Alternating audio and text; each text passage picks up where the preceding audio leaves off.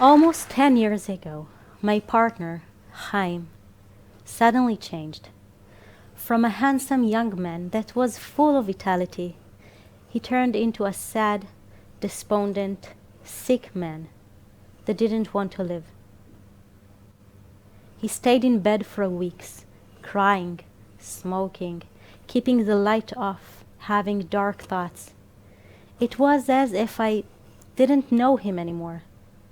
He was then diagnosed with major depression and started his journey with mental illness. Major depression is nothing like minor or regular depression. If minor depression is a rainy day, then major depression is a hurricane. It's drawing you out of air, light, or the will to live. I was 26 at the time, a mom to a super cute 3-year-old son, and a literature student at university. I had no plans to switch the light off on my life. 10 years has passed since then. 10 years where Chaim went through various types of therapies. Some of them helped, some of them didn't. We had good times and bad times. We have had 2 more super cute kids, and also a few academic degrees. Chaim became a high school teacher and an educator, and I became a data scientist. In those 10 years, Chaim did a brave step that changed the course of his journey, of our journey. I want to tell you about that, but let's start at the beginning. When Chaim was in bed, we really didn't know what to do. But from some reason, it was obvious for both of us. No one can know. We tried to hide his depression by telling everyone he had mano. But this cover story only lasted a few weeks. Then we needed another excuse and another excuse. We also needed to make sure excuses were not getting mixed. I remember once my cousin saw me and she said, "Oh, you don't look really good. Maybe you catched what Chaim had." It took me a few minutes to understand that she's referring to the mano that he never had. For a minute I thought that she's referring to his depression, but how can she know? Because depression can be very contagious. When things started to improve and he went back to work, every time he came back home, he was exhausted and crushed into bed for the rest of the day or the weekend. He spent all his energy pretending everything is fine outside and found out that no energy was left for us, his family, his kids. But why? Why was it so obvious that we need to keep his depression a secret? I think it's related to shame. In the past, people lived in a lot of closets, ashamed of their sexual identity, their weaknesses. Even physical conditions was something you needed to hide, like cancer or AIDS. We now live in a time where shame is starting to fade away. People starting to understand that they don't need to be ashamed of things they have no responsibility for. There's no reason mental illness should be any different. 7 years ago, 3 years after he was diagnosed, Chaim realized that and did the brave step I mentioned. He decided to go public with his mental ill. He shared a post on social media where he wrote, "I'm a father, a teacher, but I'm also mentally ill. This is who I am. I'm not proud of it, but I think it's time to go out there and breathe, end the denial, end the shame." Chaim's post went viral. Thousands of people shared it, and hundreds of people dealing with mental illness reached out to Chaim, told him how significant his text was, and inspired by that, they finally told their friends and family about their condition and got the help they needed. I cannot even describe how significant it was for us. Breaking the rough division between inside illness, outside functioning, made it possible to redistribute resources and finally deal with the illness itself instead of just hiding it. It was good for all of us, for Chaim, for me, and especially for the kids. Finally, they felt like they got their father back. As I mentioned, Chaim is also a high school teacher. And in his third depressive episode, he didn't come to school for a few months. But his school management did something amazing. They decided to back him up. They hired a replacement and told Chaim more than once that he can come back whenever he'll feel better. Chaim was so lucky to have such a supportive management. But I think his students was even luckier because they got a lesson they will never forget. A lesson about empathy, about vulnerability, a lesson about community and acceptance. And above all, a lesson about not being ashamed of what life gave you. But Chaim wasn't the only one who shared a post on social media. I did too. About what? Well, you probably noticed that I told you Chaim's story, and I talked very little about myself. But I have a story too. It's not only his story, it's also mine. Chaim's depression affected my life in so many ways. I was 26 when it all began, and I had no intention to turn the light off my life. I remember once playing cards with my kid. It was in the middle of Chaim's first depressive episode. The house was a mess. I had so much to do. I was afraid of what might happen to him. There was dishes and laundry and payments, bureaucracy, work.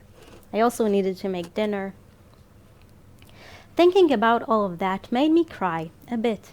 But then my son looked at me with his 4-year-old eyes and said, "Mommy, do you have what Dad has now?" It was a frightening moment.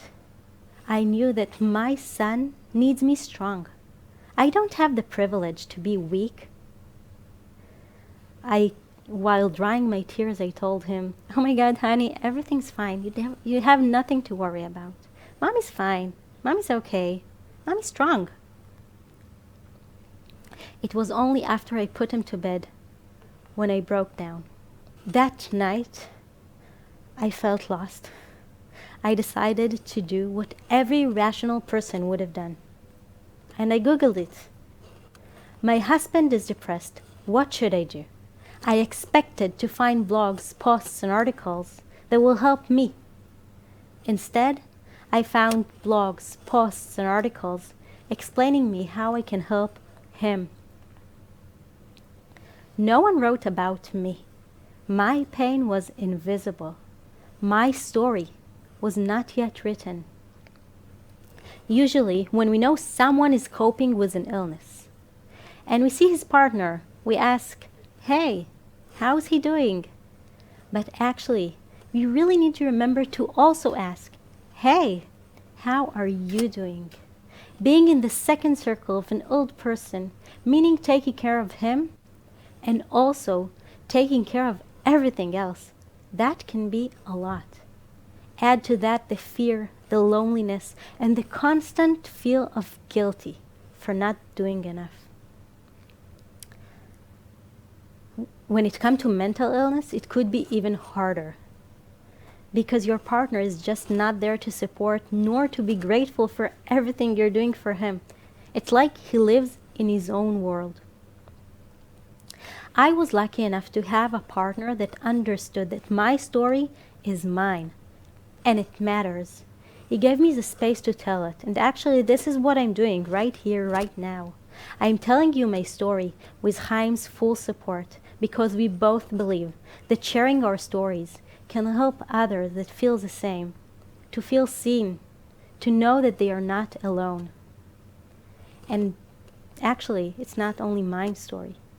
We will all find ourselves supporting someone else in our lives. We will all find ourselves in some point supporting someone else.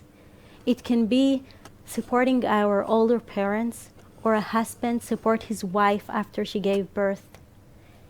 In that moment, we have an instinct to say, it's not about me, it's about them. But I'm here to tell you what I wish someone had told me 10 years ago. You have a story too. Your story matters. When I wanted to tell my story and share it with the world, I used spoken word. I told you I'm a data scientist. It's true, but I didn't forget about my literature degree. The poem will be in Hebrew and its title is I'm afraid it'll come back. אני פוחדת שזה יחזור. פחד מוות אני פוחדת. ששוב יכבה בעיניו האור. רק מלחשוב על זה אני רועדת. אנחנו עכשיו במקום טוב, ממש, ואין איזו סיבה קונקרטית לחשש, אבל אני פוחדת שזה יחזור. בכל בוקר מחדש. לחתולים יש 9 נשמות, לכולנו זה ברור, וסליחה על האוף טופיק, תכף תראו איך זה קשור. מי שלא יודע את זה הם החתולים עצמם, וכך יום אחד הם מתים, ולתדהמתם. הם עדיין חיים, ויש להם עוד הזדמנות לילל, אז הם חוזרים שוב להתקרבל ולהשתולל, הם קופצים מבניינים ונוחתים על הרגליים ושמחים לגלות שהם חיים לבינתיים. ובפעם השלישית, כשהעיניים נפקחות, הם שוב רואים שהם חיים, והגפיים נמתחות, אבל יש להם רק 9 נשמות. וכך בפעם השמינית הם לא יודעים שזה הסוף, שהמוות אמיתי, הם צוללים אל מותם בלי להתרגש. וכמה נשמות לי יש? הפעם הראשונה הייתה לפני כמעט עשור. לא ידענו אם ואיך זה יעבור, זה היה מפחיד נורא. אבל עמדנו בזה, בגבורה, עם טיפול וגם תרופות, האור חזר לעיניו היפות. אחרי כמה חודשים ישבנו לדבר, הרגשנו איך הכל מסתדר, הדיכאון מאחורינו והכל בסדר עכשיו, והנה הקיץ ועוד מעט כבר סתיו, ואפשר להתקרבל מתחת לפוך עם מרק פטריות ולצחוק ולבכות על איך ניצחנו את הדיכאון והמשכנו לחיות. כמה חודשים אחרי שנכנסתי להיריון, הוא חזר, הדיכאון. וגוש דמעות תקוע בגרון, בתוכי נובטים חיים חדשים, ועל ידי חיים נובלים וכמשים, ושוב תרופות ושוב טיפול ושוב דמעות ושוב תסכול. זה יעבור, זה יסתדר, אנחנו נצליח להתאושש. לחתול יש 9 נשמות, אבל כמה לי יש? ויום ועוד יום עובר ודברים מתחילים להתבהר, ואפשר להירגע ולהניח ראש על ירך, להאמין שזה נגמר ושוב לצאת לדרך, וזה באמת נגמר. אבל חוזר בפעם השלישית שהיא הכי קשה, וכבר נדמה שהיא סופית, ואני כבר עם 3 אך מרגישה כמו חד-הורית, וכל לילה רק אני עם הדמעות על הכרית.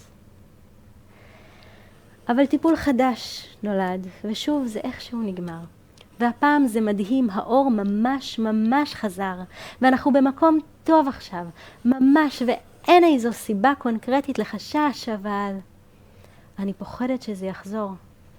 בכל בוקר מחדש, ושואלת את עצמי בלי להתבייש.